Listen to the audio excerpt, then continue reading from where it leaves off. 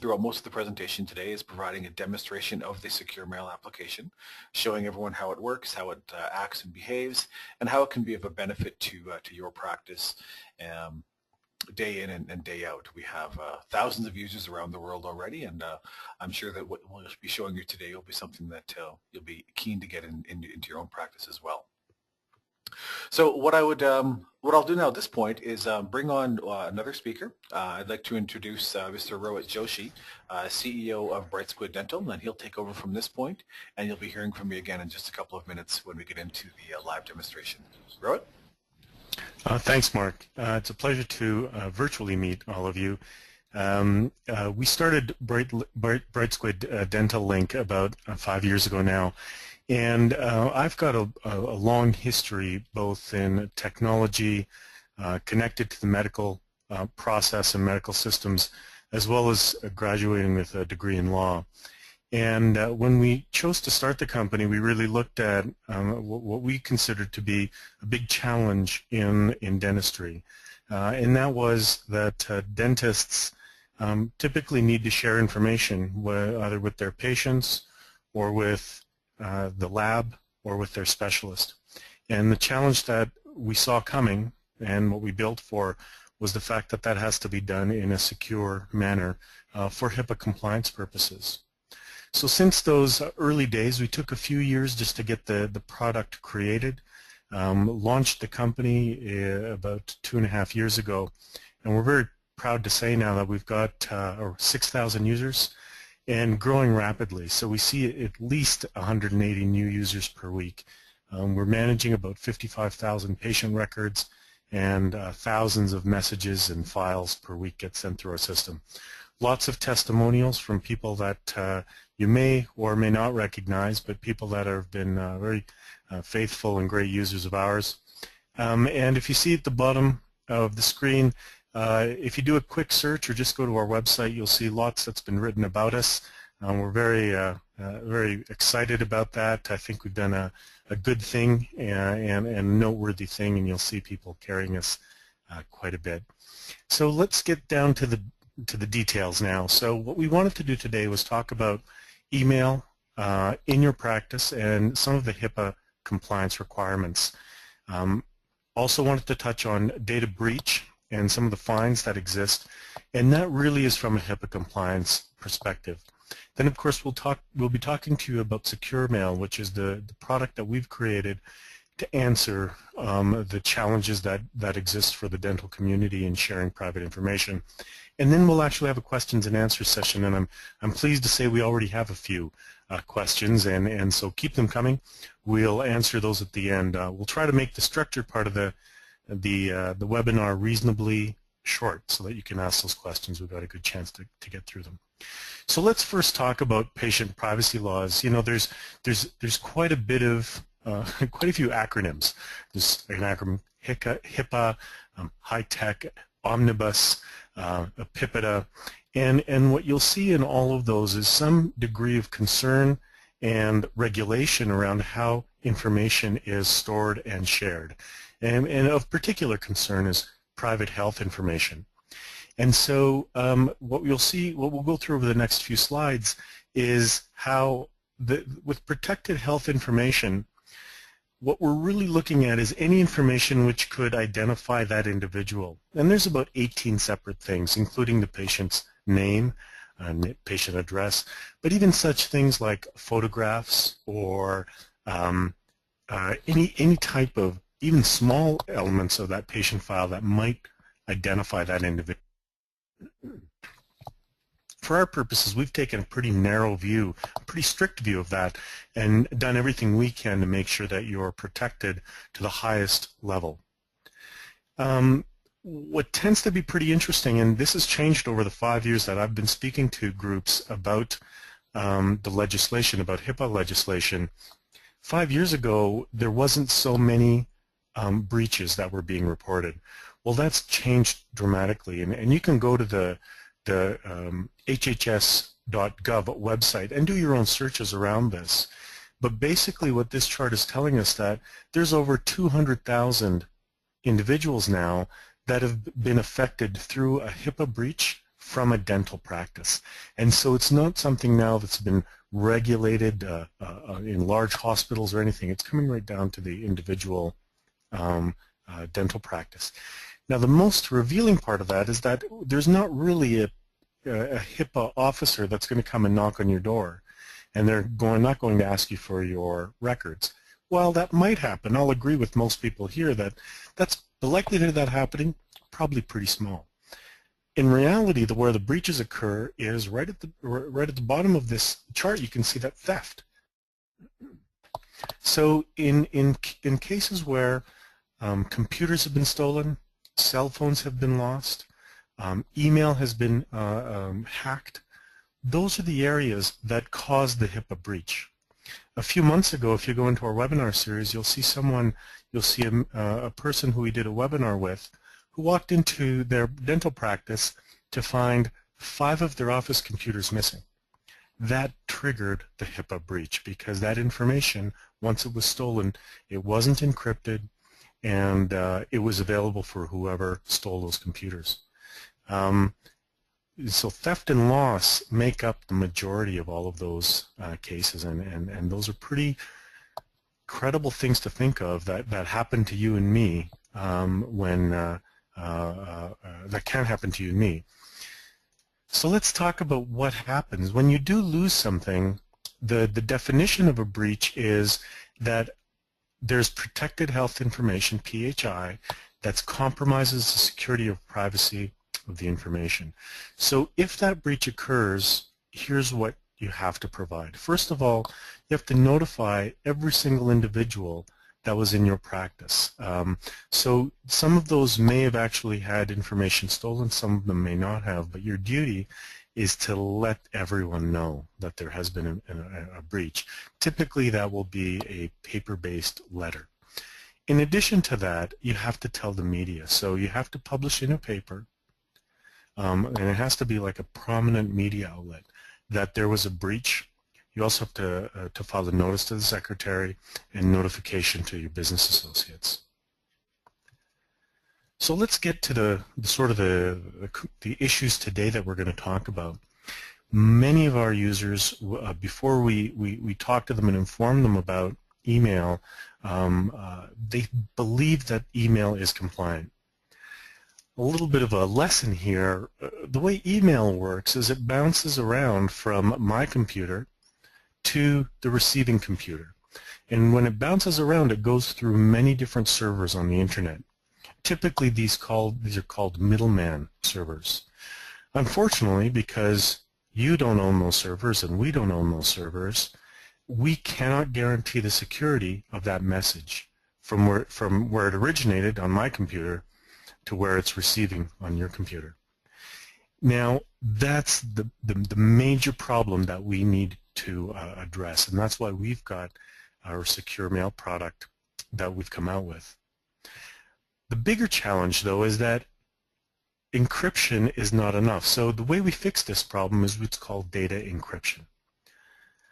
The problem is that there's lots of data encryption tools, but that's not good enough. For HIPAA compliance, we also have to have procedures that address the final disposal of that information. We have to be clear about how long we're storing it. We have to be auditable to say if we deleted that information, how it was deleted, and it's all done with the knowledge of the practice that we're working with. Secondly, and this is in fact a bigger challenge, there has to be completely auditable. All information has to be completely auditable. Now what that means is if I'm sending you an email, in the background we have to be able to provide a log of the fact that I sent you an email, and then fact that there was some images that were attached. What were those images, and when was that email sent? All of that information has to be recorded, but it goes one step further. If you take that email and then forward it to one of your other colleagues, we need to be able to report on that, and that's all according to the regulations. You can imagine how difficult that becomes if it's a normal email system, because once you've received it, it becomes very difficult to track it after that. And then there's this third layer of security, which is around user verification, automatic log-offs, and etc. Now this is condensing over 500 pages of regulation, so I'm sure I've missed some bits and pieces. But overall, this is where the real challenge lies in coming up with the service. Now let's look at some of the systems that you're using now probably, and that are very well used in our environment.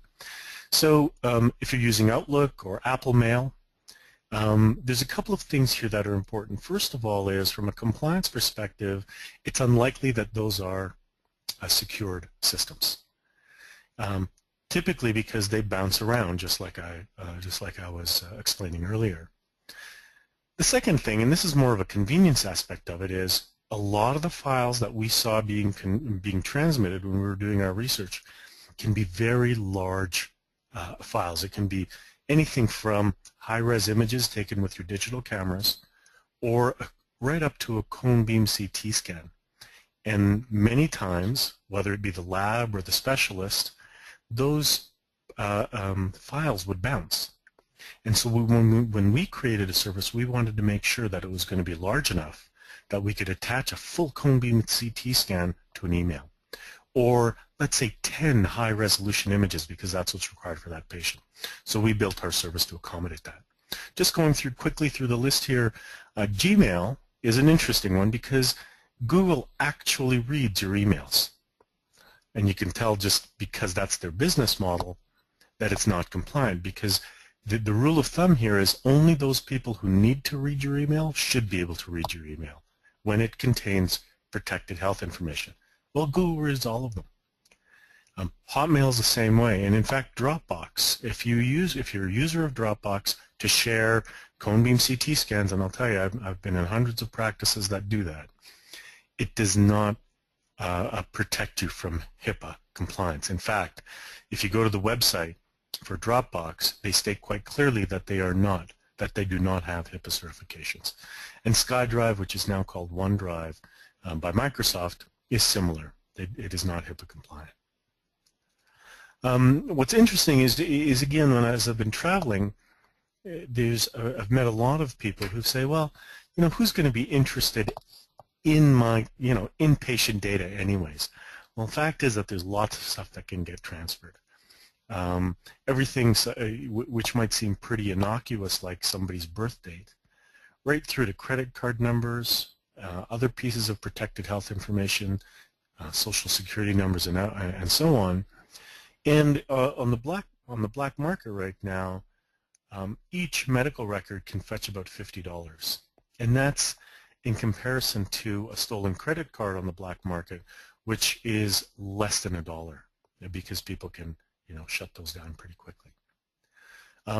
Just a bit of math here, 2,000 patients could be worth $100,000 to whoever stole it, which means there's a big incentive. The bigger challenge, though, is, as we've talked to practices that have been breached, is that there's a loss of reputation, and I'm sure all of you would understand that too. If you had to publish to a newspaper, if you had to contact every one of your patients, it really starts to undermine that relationship. I know that the webinar that we did in June with Angela Donovan, she mentions that in fact 6 months after the breach, they were still getting screamed at by patients, and she ultimately ended up leaving that practice because it was pretty debilitating. There are long-term ramifications on the practice's reputation. Patients can also sue for reputational damage, and there are some examples of those that are now sort of a part of what's happened in the U.S. Well, without delaying or talking about anything more, what I'd like to do is let's jump into, Mark, a demonstration of Secure Mail, and I'll turn it over to you, and then I'll come back. Sure thing. Thanks very much, Rohit. So let me turn on my screen broadcast here. I think everyone's screen probably just went blank. So what I'm going to do is share my screen from a live point of view, and that should be coming up on everyone's side right now. Rohit, if it's not coming up, please do let me know. And so what I'm going to do is take the next 15 minutes or so and show you exactly how the BrightsquidDentalLtd Secure Mail system works. As Rohit mentioned, we have thousands of users around the world already that have been using Secure Mail within their practices to connect with their colleagues, connect with their patients, to share information in a timely fashion in a way that looks and feels and behaves a lot like traditional email. In fact, you'll hear me repeat that a couple of times throughout my demonstration, that it's a lot like regular email, and that's very deliberate on our part. So by now your screens should have all reloaded, and you should now be seeing what's on my screen, which is the Welcome to Brightsquid Dental Link login page. Now, login pages are login pages, but I do want to point out a couple of interesting things about our system before I actually log in. And first and foremost, what you'll notice is I'm logging into the BrightSquid Secure Mail system through my web browser. The BrightSquid application, Secure Mail application, as it were, is entirely web-based. So there's no software to download or install. There's nothing to maintain from an infrastructure point of view. Certainly no servers have to be installed in your back office or anything like that, because we handle all that and manage all that through our server system. You just log in through your web browser to get access to your account. And perhaps more importantly than all that, because we're web-based, it almost goes without saying, you can access your Secure Mail account from anywhere. You don't necessarily have to be at the specific computer in your office. You can use it from the front office, the back office, specific operatories within your practice, even if you're at home or on the road or using someone else's laptop. Much like you would log into your secure online banking site, you can also log into your Secure Mail account just by going to the login portal, entering your username and password, and accessing your information. So laptops, mobile devices like tablets and smartphones, any of those tools that have a web browser and of course are connected to the internet will permit you to connect and get access to your account. So with that said, from an infrastructure point of view, I'm going to go ahead and log myself in right now as a pretend doctor on the demonstration environment and log in and take a look at his Secure Mail inbox. So I've entered his username and password, and now I will log in. Once the screen reloads, and I apologize for the little bit of a delay on the screen broadcast this morning, once the screen is reloaded, you'll now be seeing what probably looks relatively familiar to most of you. This is my Secure Mail inbox, and as I've already alluded to, very deliberately, this inbox looks a lot like a traditional email inbox. So over here to the right-hand side of my screen, I have my messages that I've received recently from a couple of different colleagues. Over on the left-hand side are the options to compose a new message, view my deleted messages, sent messages, and of course access my address book and so on to compose messages to my colleagues as well as my patients. You know, if we haven't already talked about that, one of the values of Secure Mail is that not only does it allow you to connect with your professional colleagues such as specialists or referring doctors or laboratories or radiologists, but we also employ a specific interface to communicate directly with your patients. So if patients are asking for a copy of a invoice or a receipt, or perhaps they need a copy of an x-ray that was taken in your practice a few weeks or a few months ago, you can use our Secure Mail system to communicate that information directly to the patient in such a way that, of course, is far more secure and private than traditional email would be. So let's take a look at how Secure Mail actually works. And Rohit talked a lot about how email is problematic from a security standpoint just because of the nature of email. You know, when email was designed about 30 years ago, it was never intended to be a secure system. It was actually built to be more concerned about robustness than actual security. And over the years, there have been some attempts to retrofit it, but just the nature of the hops, the way that regular email works, makes it very difficult, in fact, really impossible to make it completely secure. So let's take a look at a message here, and what you're going to see when I open up this message from my colleague Clara is the Secure Mail message that I've received has actually come into my Secure Mail inbox in two parts. And these two parts are significant because you'll notice the first part is titled Email Message. So this top part of the message here that I've now highlighted was delivered not only to my Secure Mail inbox, but it also came to my regular, old-fashioned, for lack of a better term, email inbox. The reason that's so significant is that I'm still getting notified the way that I always have. My iPhone or my BlackBerry or what have you will buzz, bing, or honk in my pocket, or I'll get a desktop notification from my email client if I'm at my PC, letting me know that I've received this secure message. And you'll notice in this example that Clara, who sent me this message, has just typed some generic information in here saying, help, I need this patient's data as soon as possible. They have an appointment this afternoon. You'll notice it's generic enough that it doesn't indicate any information about who the patient is or what the diagnosis or anything else that could be considered PHI. So again, this is just the notification. And this exact message is replicated over in my email account as well. Now, the lower part of this message, where I've got secure mail, let me just highlight that to draw your attention down there. This part of the message here is the secure portion of the message. And this part of the message is only available once you're logged into the secure portal. So by identifying myself with a username and a password, the system recognizes who I am and provides access to my inbox and ultimately the secure private part of the message.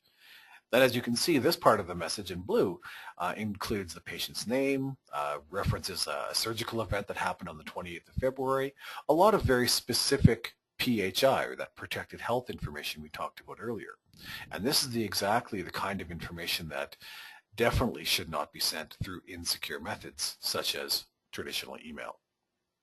So this all works somewhat automatically. So the end users don't have to do a lot of encryption or decryption. All of that happens through the application.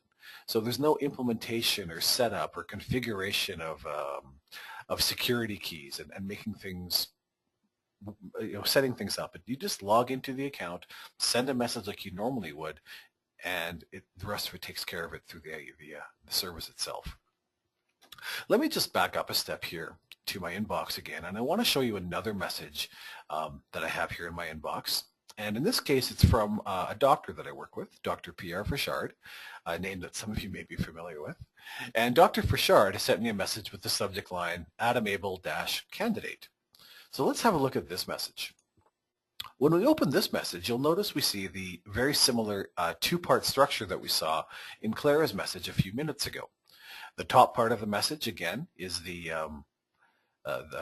email notification. Again, it's generic. I just think this patient's a good candidate for a certain procedure, and let me know what you think. So this is very much the notification that says in my regular email, hey, I've sent you something important, go take a look at it.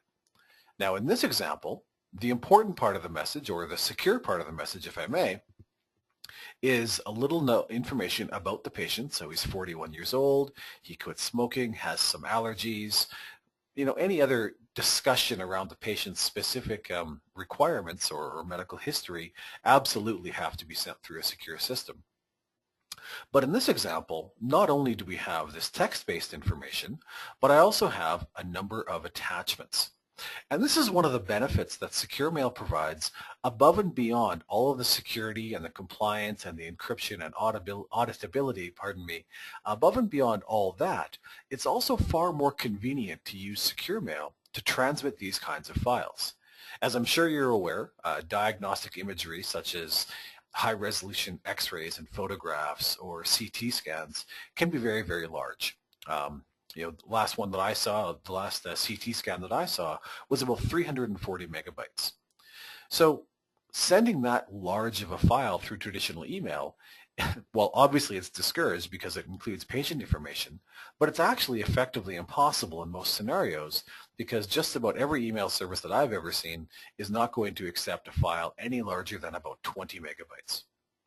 Some are a bit more and some are a bit less, but certainly a CT scan of 340 megabytes is not going to go through email. Generally what happens when you try to send a very large file through traditional email, either your system will reject it when you send it, or if your system is more robust but the recipient's is less robust, well then the message gets rejected on the recipient's end with a message like, this email inbox is full, we can't accept a file of this size.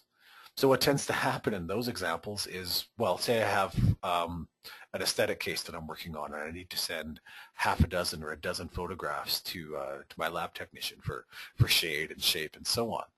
Well, if those files, each of those images is 5, 6, 10 megabytes in some examples, what ends up happening is I have two options. I can either go through the effort of reducing the resolution of those photos, making them smaller so they'll fit into the requirements of email, or I can send the photos one email at a time. So then I wind up sending 12 photos or 12 emails in a row to my lab and saying, here's photo 1 of 12, here's 2 of 12, and so on. And that becomes such a bear to deal with from a inconvenience standpoint, not to mention the fact that every one of those emails is most likely a HIPAA violation. So with Secure Mail, we've built it so the attachments can be very, very large as 500 megabytes. And so far, that's been plenty for just about every example that we can come up with. Now, as you can imagine, or should expect, I suppose, each of these attachments can, of course, be downloaded to my local computer, either one at a time or all at once with this download feature over here at the top, or sorry, on the side. But in addition to the ability to download and manipulate the files and save them to my local computer, we've also built in the ability to view these files directly within the Secure Mail interface. And this is really valuable because, like I mentioned earlier, with a web-based application, there's a very good chance that I'm not in my office. For all intents and purposes, I may not even be on my own computer. If I'm on vacation somewhere and I need to use my wife's laptop to access some files, I wouldn't necessarily want to download patient information to my wife's laptop. But I can open up the viewer and I can look at the files directly within the web interface. And in this case, of course, I'm looking at some teeth that look relatively healthy, at least to my untrained eye. And I can zoom in and take a close look at the high-resolution file like so, and do whatever diagnosis or gather whatever data I might be interested in. One of the other benefits of our viewer, above and beyond just looking at the file as I'm doing right now, I can also annotate or mark up the image like so. So for example, I can draw an arrow to this discolored tooth on the patient's right and make a comment about, this looks bad, or whatever the appropriate comment would be. And what's great about this annotation system is when I mark up the image like so, the system of Secure Mail now notifies the person who sent me this image in the first place, and it'll say, Dr. So-and-so has made a comment on a file that you shared with him. So now the original sender, if you remember our friend Dr. Fashard, is notified. He logs into his own Secure Mail account, and he can see my comments, my conversations, whatever it is I've tried to draw his attention to. So again, keeping in mind that privacy is sort of the baseline, the convenience of the collaboration and communication that we can do through Secure Mail is far more than you would get through regular email or Dropbox or those other systems that you might be familiar with. Now, in this example so far, we've looked at a photograph. From our point of view, an X-ray is another image, and it displays in pretty much the same way. We also allow, of course, the ability to transmit other file types. Typical office files like a Word document or a PDF or an Excel spreadsheet or a PowerPoint presentation. All of that stuff, of course, is transmitted as well. Those would, of course, be downloaded to my local computer so I can view them in whatever software would be appropriate, Microsoft Word or Adobe Acrobat, whatever the case may be. Now finally, the last thing that I want to show you before I get into the composition of a new message is we also have included a viewer that allows me to view and manipulate and look at images that are in 3 dimensions. So photos and X-rays are 2-dimensional images. Most people have the software on their computer to work with that kind of a file. But we've also built in the ability here to view, manipulate, and rotate these solid 3-dimensional images known as STL files. So I'm not sure how well this is going to translate through the screen broadcast, but I can now rotate this model, this virtual model of my patient's one quadrant here. I can remove the upper or the lower to have a close look at the various surfaces within this model. And all of this is happening entirely within my web browser. So I haven't had to go hunting around the internet to find any special software to allow me to view this 3-dimensional file. And we get a lot of attention for this particular part of our application, especially from laboratories and specialists that work with these kinds of files all the time. Whether it's oral surgery or orthodontics or what have you. Those kinds of practices are typically making or generating these 3-dimensional files. And it's certainly handy to those users to be able to share this information with a general dentist or someone else for approval, for design conversations, and so on. So by including the viewer, allowing everyone to have a look at these 3D files, they can get a lot more information than you would normally get just from looking at a two-dimensional rendering of the same quadrant. So up to this point, I've been the recipient of information, and I've received these messages from my various colleagues. So now let's take a look at how we compose or send a message to someone else. So keep in mind my email analogy from earlier on, and what I'm going to do is click on the Compose button. That's relatively straightforward, and I'll address the message to someone. To start with, we'll use our friend Dr. Fauchard, who sent me that message a few moments ago. So I'm going to type in the first couple letters of his email address. I could also type in his first name, his last name, his practice name. And what happens, as you can see, is the secure mail system recognizes that as being one of my colleagues and from the autocomplete, and it displays his profile information here. So there's his photo, his full name, even his practice information, which allows me to select him from a list of recipients. By including his profile data there, I know that I've got the right person. You know, I might know a half a dozen Pierres, and I wouldn't want to accidentally send patient records to the wrong one. So we display as much information as the recipient's profile will allow or contains, so we can select the right person. But you may be asking yourself, and most people do, well, I'm sure not everyone in the world uses secure mail just yet. Give us some more time. So how do we include people who have not used secure mail before? Well, if you'll remember our two-part structure to our messages, because we incorporate traditional email into our messages, we can actually send a secure mail message to any email account. Let me see here. Mine is mark@brightsquid.com. And if I add that person now, or add myself to the list of recipients, and you can see the difference between Dr. Fauchard's profile panel and my own. There's no additional information for me. There's a placeholder icon where my photo would be. There's no first name, last name, and no practice information. So that's indicating to me as the sender that Mark is going to have to register or will get an invitation to sign up and start using secure mail for the very first time when I send him this message. So now very quickly I can compose the rest of the message, and we'll say this is regarding John Doe. And then in the email message part of this, I would write, Dear Mark, here is all the information you need for our shared patient.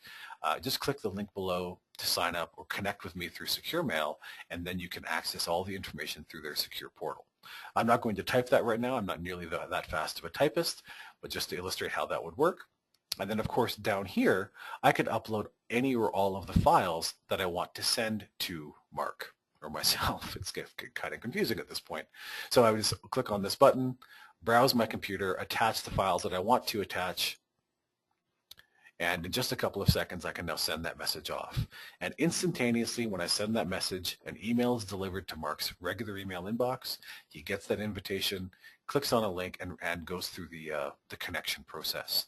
Now, the connection or the registration process is not a grand event.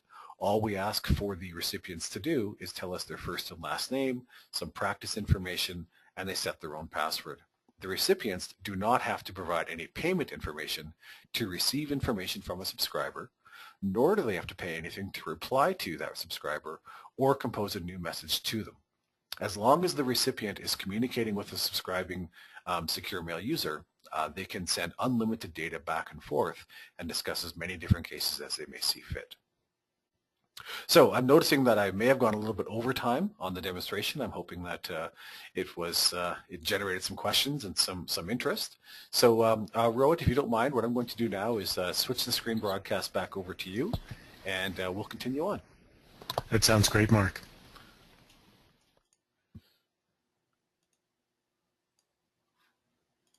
All right, Rohit, you should be able to display your screen again. So I'm going to take a look here and see if any more questions have come up. Oh, we had a couple more come in. Yeah, so I did see some more as well. So what I'll do, Mark, I think I've got about 4 or 5 more slides, and then maybe we can jump right into the question and answer period. Great. So one of the things that Mark didn't get a chance to demonstrate, but we wanted to make mention of it, is that we can include of course, colleagues, your labs, the specialists, and all the protected health information that goes back and forth. But we also can include your patients, because your patients might want some of their own information, or they may want to contact you. Now, one of the things we did before we designed this was we spoke to a lot of practices, and one common concern that we heard from the practice owner or the dentist was, we don't want the patients necessarily to be able to contact the dentist themselves. Those really need to be routed to the front desk staff or someone else that we designate. And so that's how we built the product. So the way that the product works is when the patient is at your practice, you invite them, just like Mark showed with, by entering their email. When they receive that invitation, they can now contact the practice, but they can't actually contact anyone individually in the practice through that connection. And that was something that we wanted to maintain, the privacy of the practice, the doctor, and other people in the system that you may not want to communicate directly with the patients or be at their beck and call. One of the questions we get asked quite a bit is, well, what types of information could we use secure mail for? So we've got a list of examples here. So with your patients, you might want to include protected health information in appointment reminders. Now, just to be clear, systems like Smile Reminder or Demand Force can be used to send appointment reminders, but all those systems can do is send the very basics of the date and the time of the appointment. It can't really send any information, or should not send any information, like remember to have a good breakfast, or try not to take or do not take your prescriptions before the procedures, or the details of the procedure itself. None of that information can be sent because that's considered protected health information. The next thing that we recommend is any sort of treatment follow-up information, and these can be, elements very specific to that patient about what they need to do to follow up, to manage their treatment once they get home. Patient referrals, treatment records. So if a patient comes in and wants their record, wants their images, you need to be able to provide them. That's actually written into the HIPAA laws now, and you have a short period of time to do that. Those can all be sent through secure mail. Treatment consultations, this is a really interesting one that we're starting to see more and more practices that want to send some sort of consultation, treatment consult, before a patient embarks in a large treatment. The patient will want to review that with their family or other people. That can all be sent now through the secure mail. Prescription information and, of course, payment information. A lot of patients, rather than taking a piece of paper at the end of their session which has all the invoice details or payment details on it, they can just get that sent to them through secure mail. Now with your colleagues, quite a bit of that same list. If you want to send patient referrals, any lab requisitions, images, x-rays, any treatment consultations, allergies, prescriptions that you might want to send to a specialist before they show up, any radiology consultations, and any patient record transfers. All those can happen through secure mail. Now with your subscription, we'll also help you show your patients that you care about their security.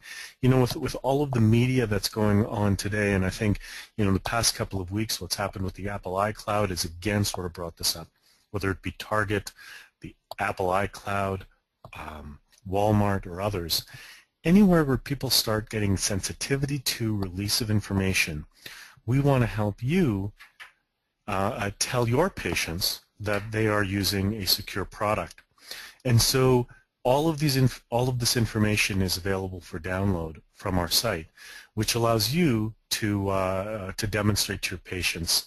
And in part of that package, we've got a tabletop poster, we've got invitation cards that can be sent, and even a patient privacy brochure, which sort of talks about your concerns and desires to ensure their compliance. Now, for all of the Dentamax people on the webinar today, we're offering a special. And typically our service costs $39.99 a month. But if you go to our website and you click on the payment portion of it, what you'll find is if you enter the code Dentamax, you'll see the reduced price of $31.99 a month. So a significant savings over our retail pricing, and you know, we really welcome Dentamax as a valued partner of ours, and this is our way of showing our appreciation for that. The best way to do that is you can go directly to www.secure-mail.com, click on the sign up button, and then remember to enter your coupon code. When you do click on it, just click on the dentist subscription portion of it, click on monthly. It will say $39.99, and then you'll enter in the coupon code, and it'll be reduced at the time of billing. And Mark, that is my last slide. So I think we're doing reasonably well for time. We've got about, well, some time anyways to answer some questions. That's right. So while you're still on this slide and on this topic, how long is that Dentamax coupon code valid for? Mark, that's a great question. Maybe that's something you can help me with because I've forgotten. Okay, you know what I'm going to do is I'm going to ask you the first question while I quickly research how long that's valid for. So okay, I'll come back to that. I was hoping you had the answer, but I need to look it up.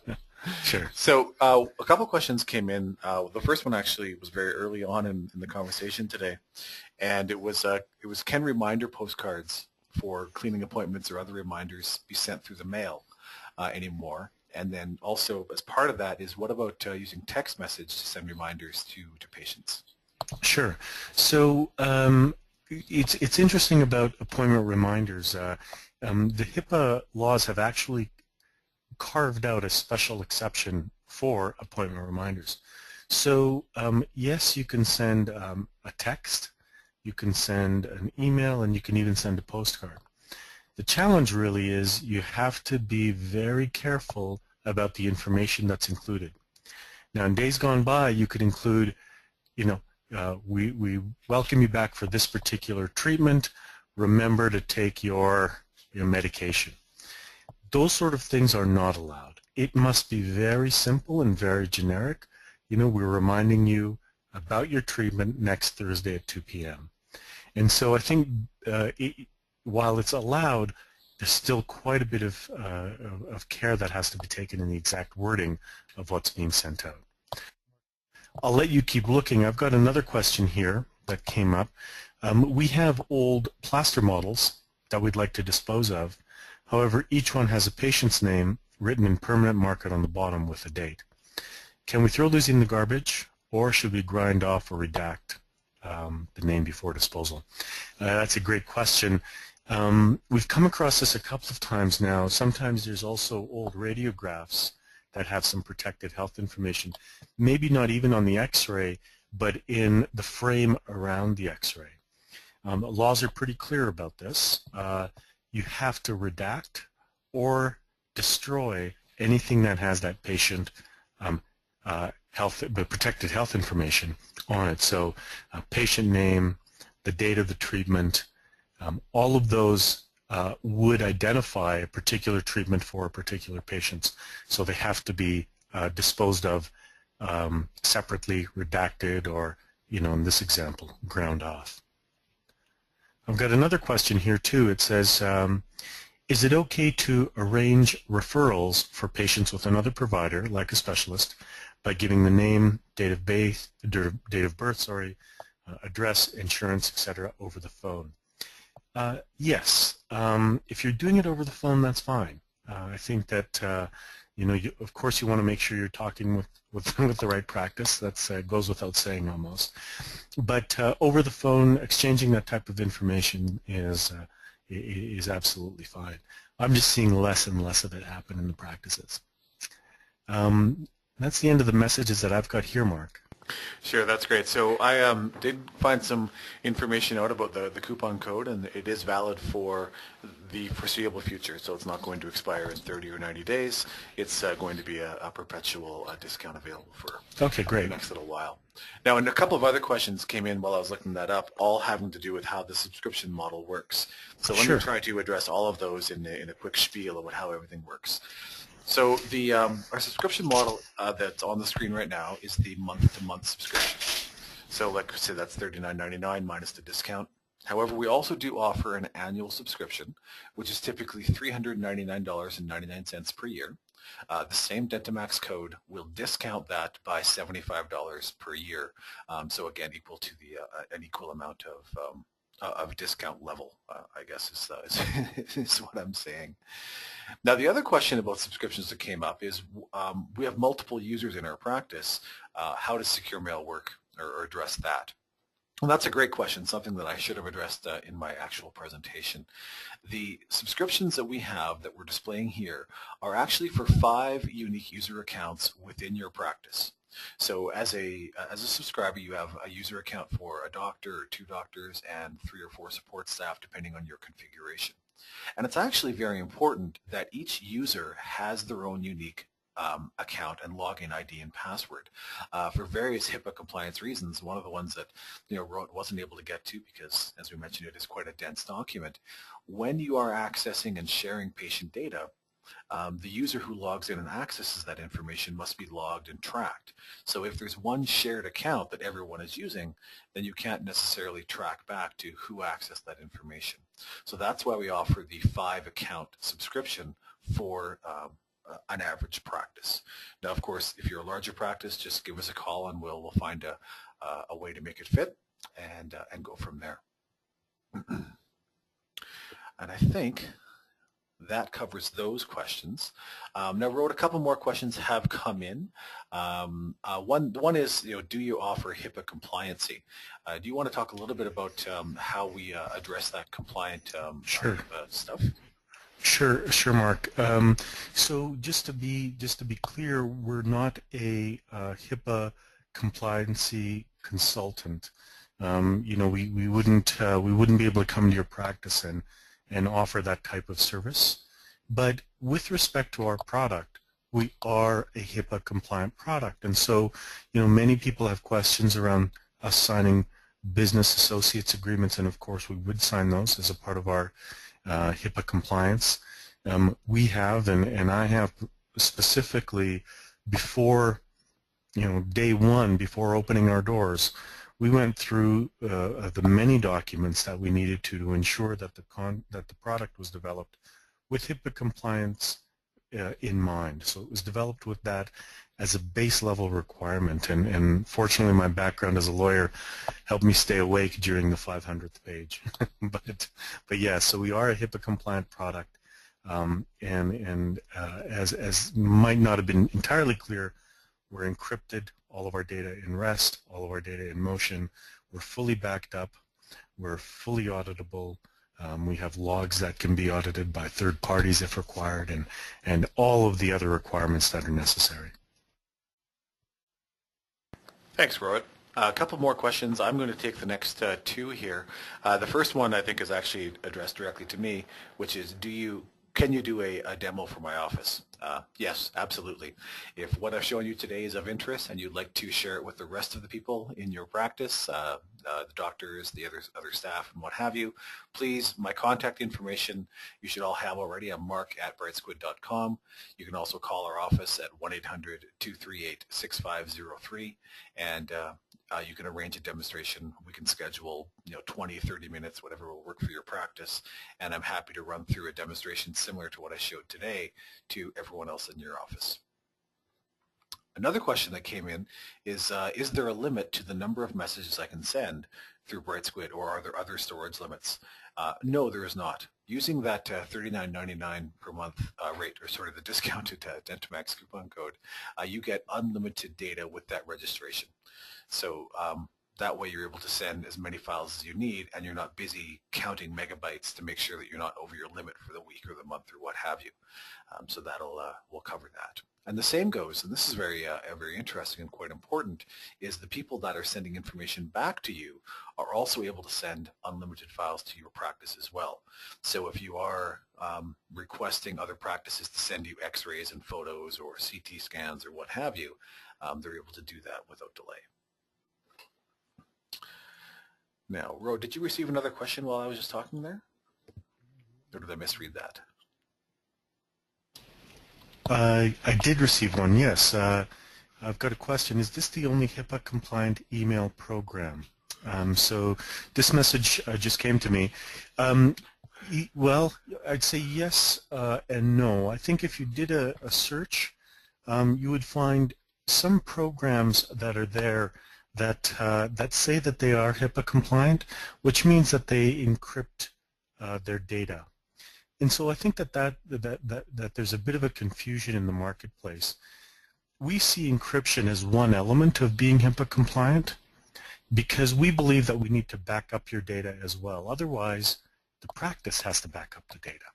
We believe that we have to be responsible for logging all of the emails that are sent with protected health information.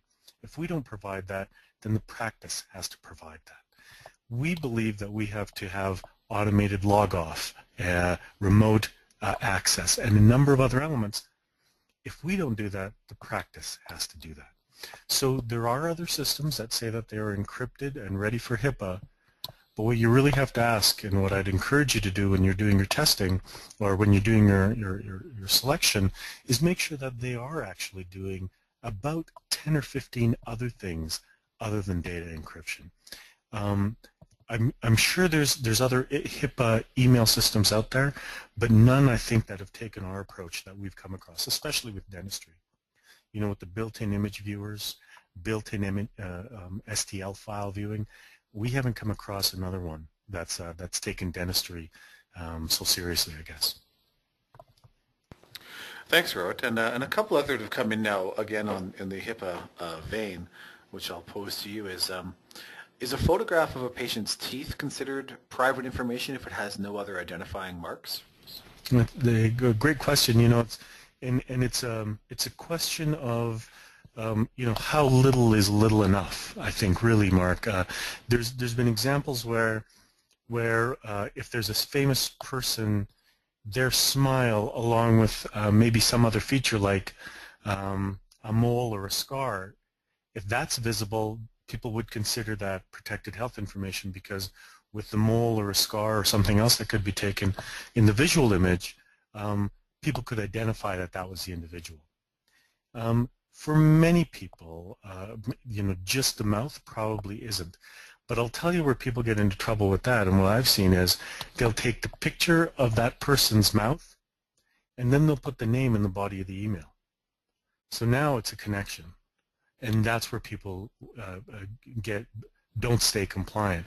Just sending an image with teeth may not be, but then how are you going to identify that, you know, unless you've got a code system or some other system by way of identifying that to the recipient. So it's a complicated maneuver to do it that way. Yeah, it's a very good point, Rohit. So we have a couple more questions here, but I see that we've only got about 2 or 3 minutes left. So I'm just going to ask this last one, and then we'll just wrap up with some final remarks. Let me just pick a good one here. Let me see. Oh, sorry. So I asked that one already. Is it safe to put patients a CD or USB in your computer? So if a patient brings in their records, I suppose, on a portable device, is that a good idea? Certainly not recommended from our standpoint. While there's nothing, you know, specifically wrong with it, what there's a great concern about is the opportunity to get a virus or other sort of malware that has automatically installed it. Now the patient probably doesn't know that this is on their system, otherwise they wouldn't give it to you, or has been recorded onto the DVD or CD. They probably just don't know. Where we become concerned is, and we've seen it happen, Mark, you'll remember a particular case where you know, people put in a USB with patient files on it, and all of a sudden their systems are infected, and now you've got a very big problem on which to handle. What we would do is encourage them to set up an account, send it through our system, because our system automatically virus checks every single image that's being uploaded, or every single document, so you'll never have that problem. Right. Okay, so as I mentioned, we're pretty much at our time limit. There are a number of questions in the queue that we haven't had a chance to answer. So if I didn't mention it already, we will be sending out a link to a recording of today's webinar, probably sometime next week. In that, along with that, we'll include answers to all the questions that we were not able to get answered today. So I thank you very much for being so active and sending us so many questions. Unfortunately, you just gave us a couple too many, so we will get back to those. Again, I wanted to thank everyone for coming today and spending some time with us to learn about HIPAA compliance and secure mail and so on. And again, thanks to our friends at Dentamax for, or sorry, so setting this all up. So Rohit, over to you for final words. And thanks, Mark, and thank you to everybody for attending. You've got Mark's email address. You've certainly got my email address as well. It's Rohit, R-O-H-I-T, at brightsquid.com. Otherwise, you can contact contact at brightsquid.com, and someone from the team will be able to get back to you if you've got any specific questions or you'd like a demo set up for your office